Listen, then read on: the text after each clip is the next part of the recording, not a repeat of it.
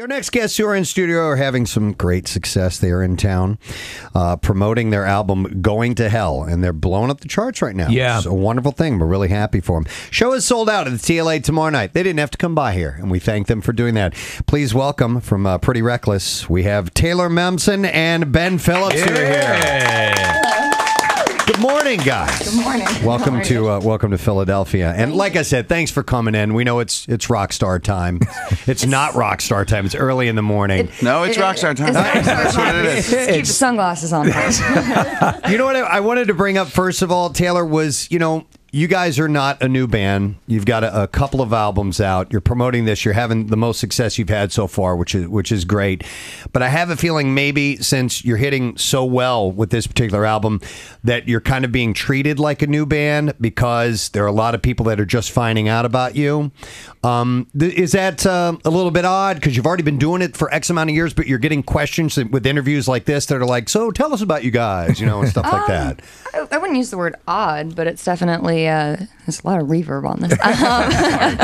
But yeah, it's cool. But definitely in America, we've definitely seen a growth as far as fans and the size of the shows and stuff. So I mean, that's amazing. Is to be able to sell out, to sell out Philly is an amazing feeling. So it's great to know that there's people out there who are listening and connecting to the music. Yeah. So overseas things first kind of started to hit for you? Yeah, we did really well overseas with the first record, and now America is kind of following suit with Europe? Going to Hell. Yeah. Pretty much everywhere. Pretty much everywhere but America, yeah. Well, you're wearing Hendrix on your shirt, and he went through the same thing. Yeah. He had to go over to Europe, and suddenly, wow, he was discovered here after he'd been working over there. Yeah. Sometimes that's the genesis, but you're in a cool place because you can present. You have a lot of material. A lot of times, a lot of artists, if they do break right off the first album, they're like falling all over themselves to get follow-up stuff. No, we had problems with that when we opened for Guns N' Roses and stuff. They kept saying you have to play longer, and we're like, we're already playing everything off the record and 3 covers. If we play any more than that, we're a cover band at that point. So at least now we've got like a full show, so we can switch it up every night, which keeps it fun. That's cool. That's cool. I had read a quote from an interview with you a little while back, and like I said, being some people just discovering you guys. I mean, a lot of people want to focus on your acting career. That's where you got started. That's where people started to know you beforehand, and then you segue into rock. Although it's been a part of your life, music has always been. That's and the quote that I read is you're done with that. I mean, not necessarily you want to erase it from your life, but no, it happened. But I'm done with that. But it was my childhood. Yeah. Was it? Is it just wasn't fun anymore, or you just? It was a job. Okay. It was a job, and I finally could quit my job and go on the road and pay my rent making music, and there's nothing better than that. So. Do you know what I would find frustrating, though, is because music has really been the focus. It's something that you've always loved and embraced. And then people say, because everyone's going to think it. They would think it with Jared Leto, with 30 Seconds to Mars. His actor wants to sing. But you were actually really a singer who just had a musician where acting was a means to an end. And you started modeling. I guess your parents had you modeling when you were like 2. Yeah, I started at 2, so it wasn't exactly, so it really wasn't a choice. Right. This is my career at 2. Yeah. But that's got to be extra frustrating because it was something that wasn't your design. You know what I'm saying? Yeah, no, I mean, it exists. It doesn't really exist on a daily basis except for in interviews now, though.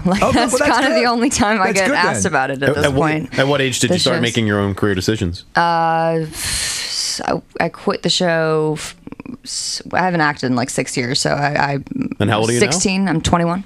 Okay, when I was 16, I was not doing things like that. I turned 16 and I went, I'm in control of my own life. That's who knew? If I had been, my life would have ended. So yeah, I was not smart enough to do that. It's pretty wild about female singers in the rock genre, and I mean like a straight ahead rock, not kind of the lighter side of alternative rock and so forth. I'm just hitting strong.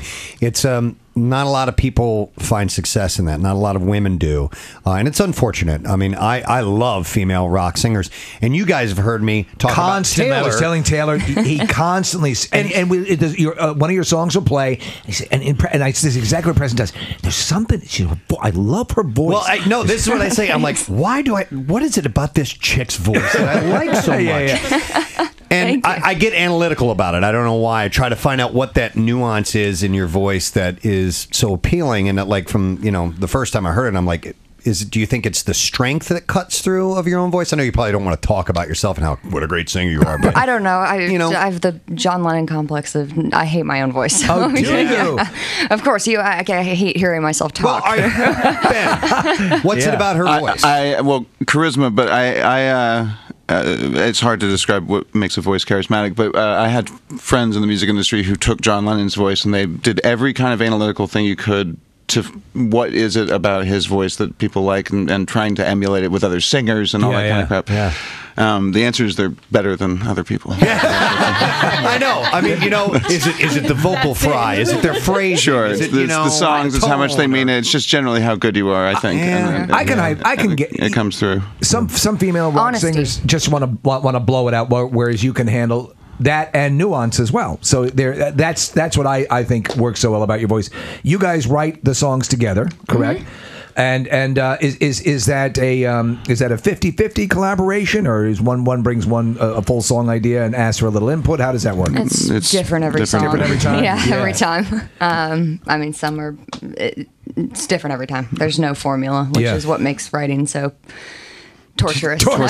Yeah. I hear that more often than not, that it's like it's a giving birth process. That it is. It is. When you go into the studio after you've recorded a song, is it difficult for you to listen to yourself back?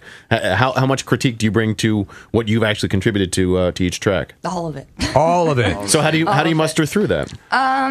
Painfully? Yeah, painfully, but do you trust others' opinions? Yeah, no, of course. I mean, we have musical camaraderie, and that's why you want to be in a band. You want to be Elvis, you want to be the Beatles, you want to have partners in this, and because who wants to do this by themselves? Yeah.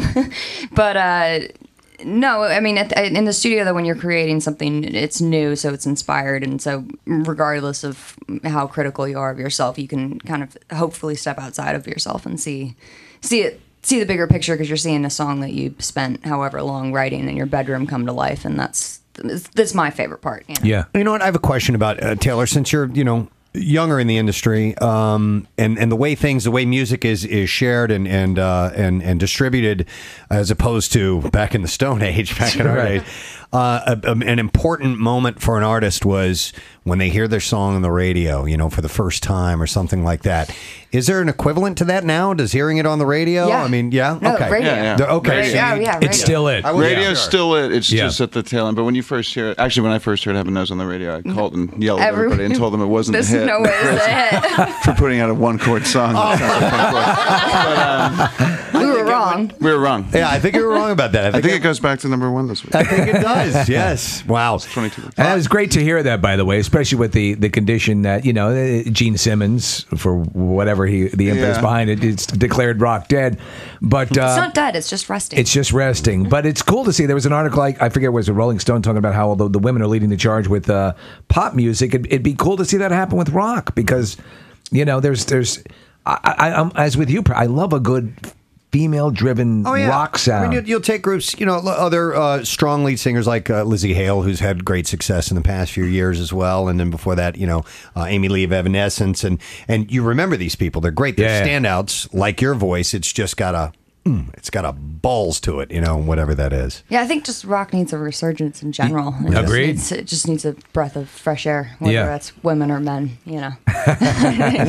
It always comes back, though. It's never dead. Yeah. It's cyclical. So where are the rest of the band members? Are they in the bus right now? I gave them the morning off. Yeah, they're sleeping. Oh.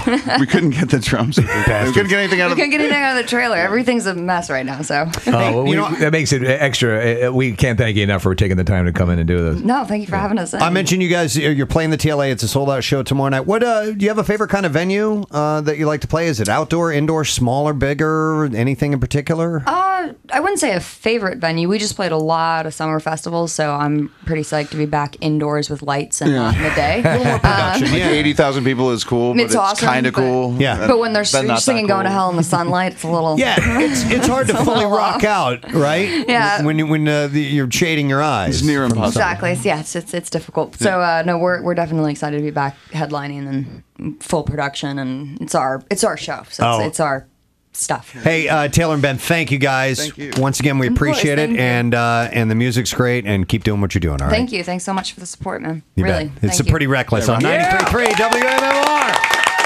We'll take a break. Come back in a second. Stay with us.